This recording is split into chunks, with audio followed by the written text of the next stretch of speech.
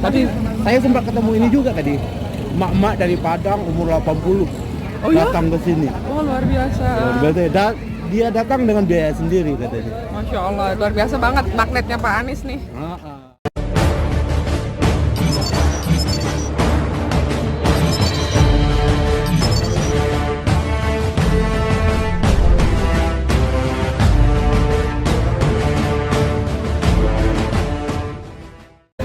Alhamdulillah ramai banget ya ternyata. Ramai banget.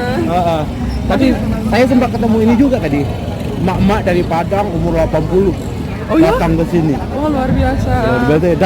Dia datang dengan biaya sendiri katanya. Masya Allah, luar biasa banget magnetnya Pak Anies nih.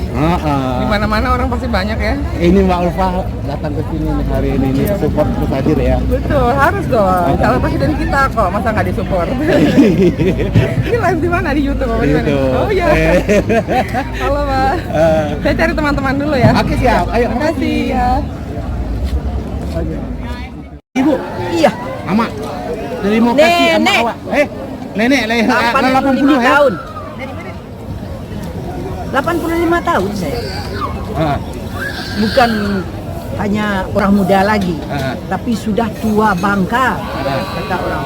Sudah sepuh, tapi semangat saya begitu besar untuk melihat. Mudah-mudahan Allah juga menyampaikan saya dapat diberi umur panjang untuk melihat Bapak Anies Baswedan memerintah NKRI ini.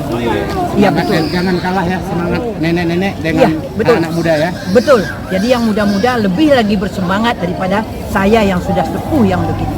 Ongkos sendiri, biaya sendiri, keinginan sendiri, kenikmatan yang kami punyai sendiri dan untuk bersama-sama. Berapa orang tadi sini? 30 Lagi ada paket ada pikiran kelompok dari Bapak Semi itu bukan. Oke. Hari ini saya dari Metro TV melaporkan.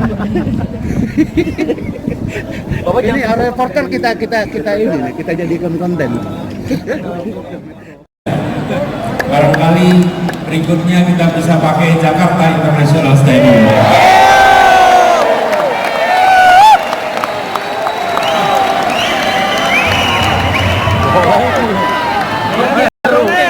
Soalnya belum dipakai ya. Ini relawan ini. Saya lihat dari banyak tempat. Mana yang paling jauh dari sini? Jauh Banten ya. Medan. Banten. Rawamangun.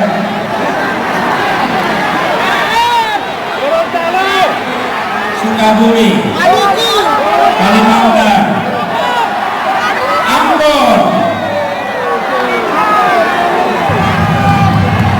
Cirebon,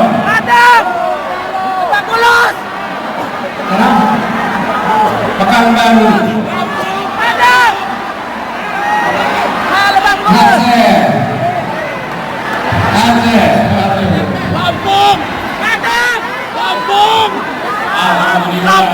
Lampung. Kita berkumpul dari berbagai tempat. Karena itu izinkan pada semua saya memulai dengan menyampaikan ucapan selamat Idul Fitri mumpung kita masih di bulan Syawal. Minal aidin wal faizin. Taqabbalallahu minna wa minkum. Mohon maaf lahir dan batin.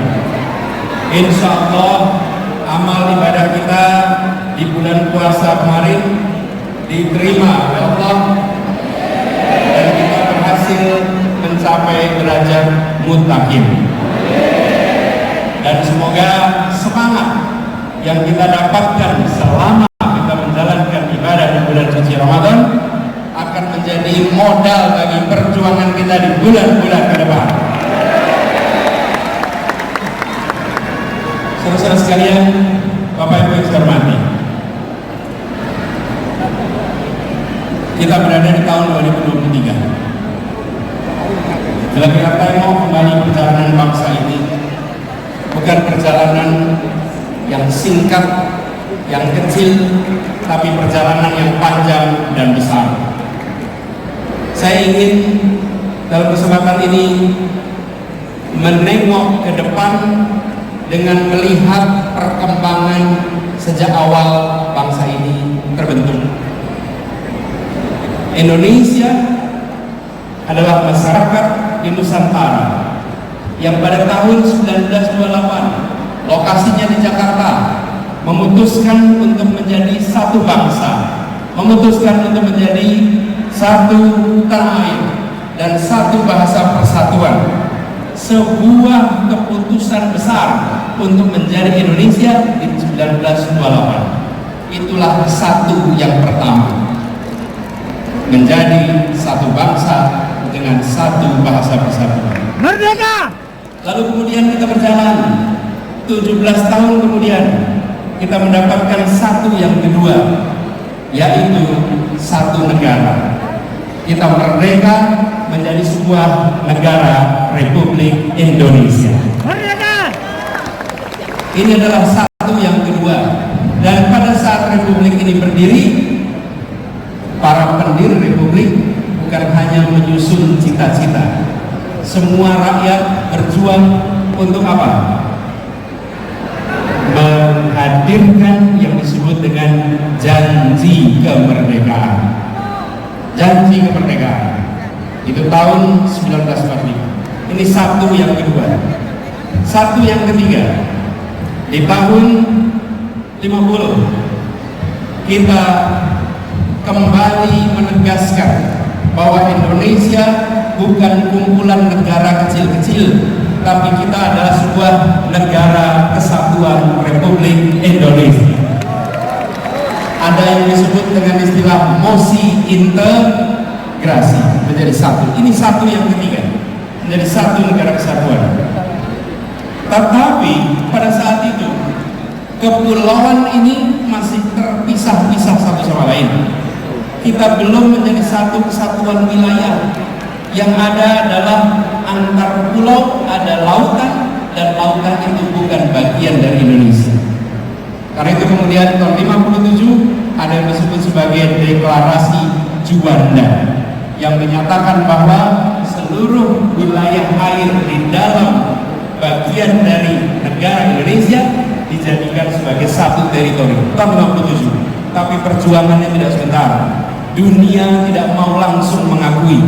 Pada saat itu dunia bersikukuh bahwa Laut Jawa wilayah internasional, Selat Sunda wilayah internasional, Selat Sulawesi wilayah internasional, dan kita anak-anak bangsa berjuang memastikan bahwa ini satu teritori. Dan akhirnya di 1982 kita resmi diakui dunia sebagai satu teritori Indonesia. Inilah satu yang keempat, menjadi satu bangsa, menjadi satu negara, satu kesatuan, dan satu wilayah. Satu wilayah. Inilah kondisi kita hari ini. Tetapi hari ini kita juga harus menengok ke depan. Kenyataannya hari ini, ya wilayah kita satu, ya bahasa kita satu, ya negara kita satu, tetapi kemakmurannya masih berbeda-beda. Betul? Karena itu ke depan kita berbicara tentang melaksanakan janji kemerdekaan. Janji kemerdekaan ini ada kalimat terakhir dalam pembukaan Undang-Undang Dasar 45, yaitu menghadirkan keadilan sosial bagi seluruh rakyat Indonesia. Inilah yang kita akan arah ke depan.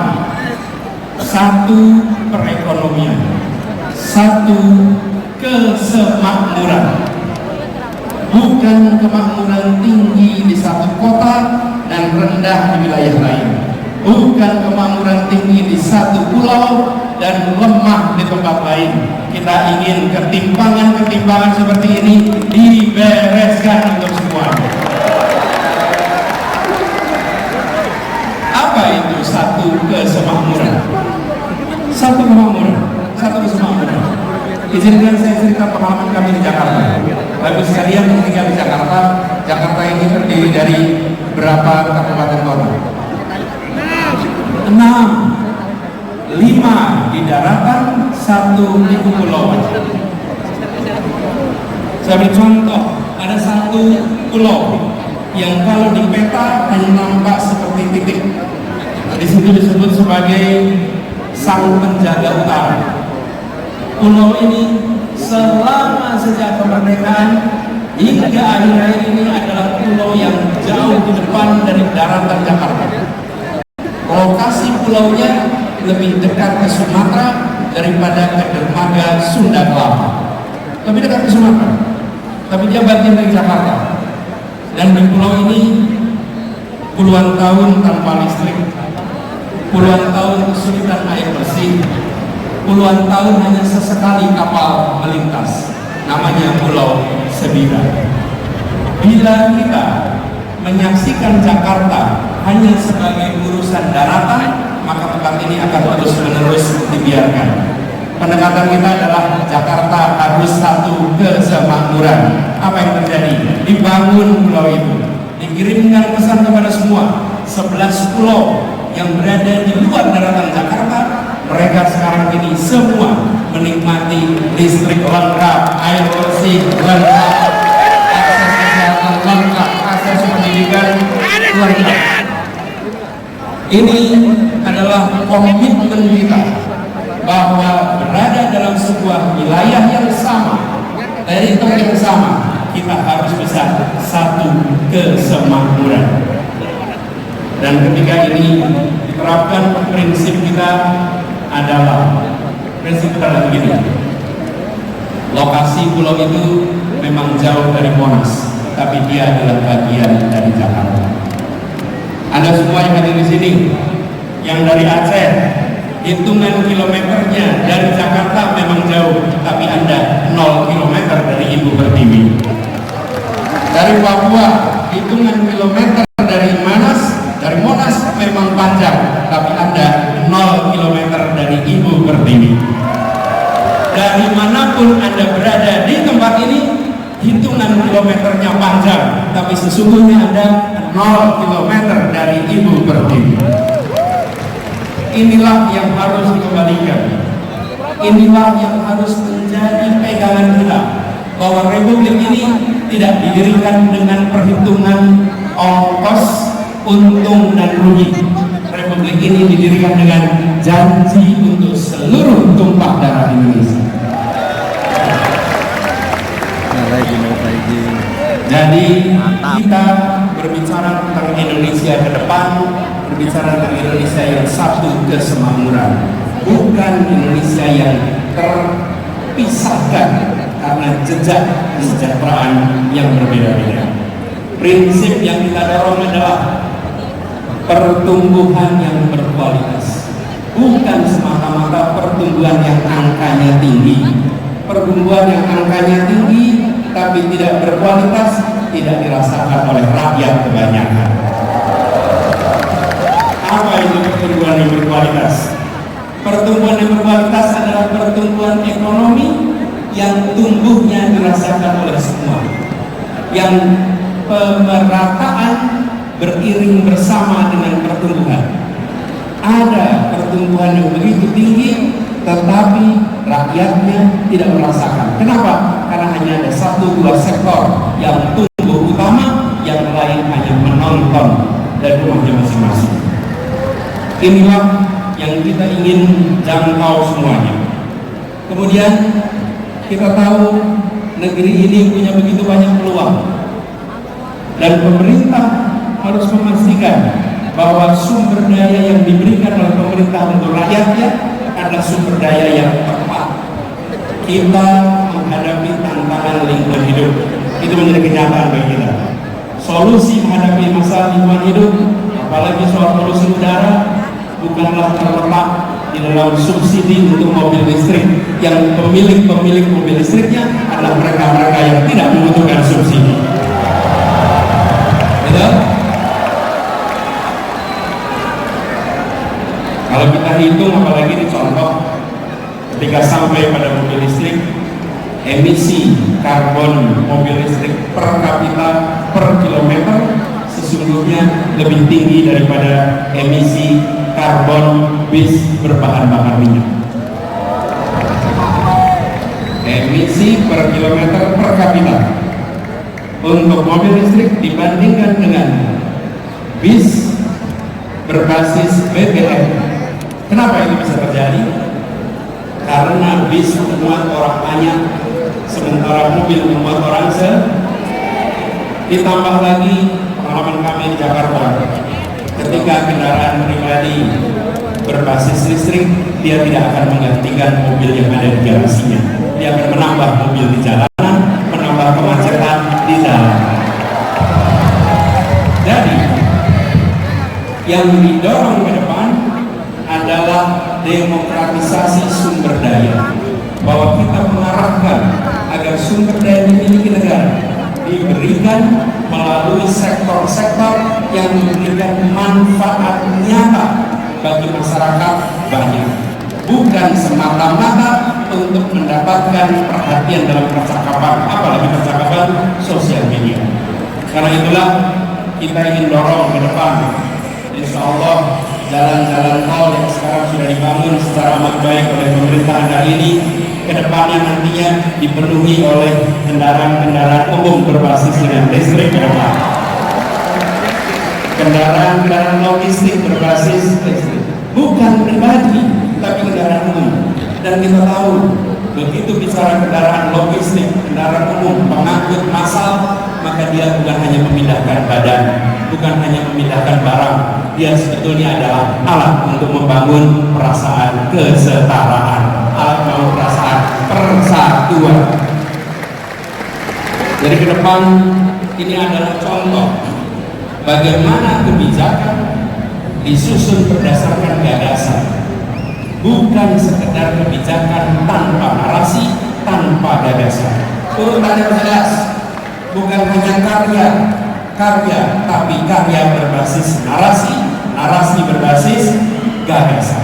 Dan gagasan di sini adalah tadi yang saya sampaikan: kesemakmuran, kesetaraan, keadilan. Dan begitu ada pembagian sumber daya, maka pembagian sumber daya ini adalah memasukkan unsur-unsur gagasan ini. Karena itulah ketika kita melihat ke depan, kita membayangkan bahwa pembangunan ke depan adalah pembangunan yang menjangkau semua, bukan menjangkau sebagian. Tadi ada ilustrasi, saya ingin cerita sedikit.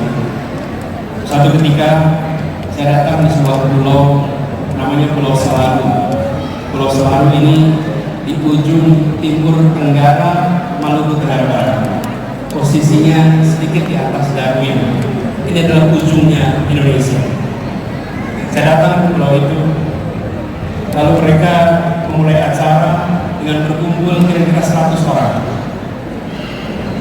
Di tempat itu belum ada listrik. Lalu mereka menyiapkan diesel untuk sound system. Dieselnya ditaruh kira-kira 20-30 meter dari lokasi acara supaya ramainya diesel tidak terdengar kita. Di tempat itu acara mau dimulai. Lalu yang mimpin acara bilang, saudara-saudara semua, mari kita berdiri menyanyikan Indonesia Raya. Hati saya bergetar.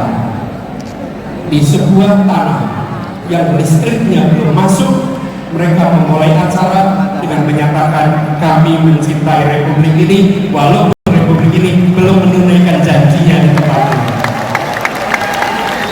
Mereka belum merasakan kesejahteraan fasilitas seperti kita. Yang mereka miliki masih terbatas, tapi mereka mengirim pesan pada tamu yang datang dari Jakarta. Pak Anies, bisa jadi kami belum punya listrik, bisa jadi kami belum sejahtera, tapi jangan pernah ragukan Indonesia dan kecintaan kami.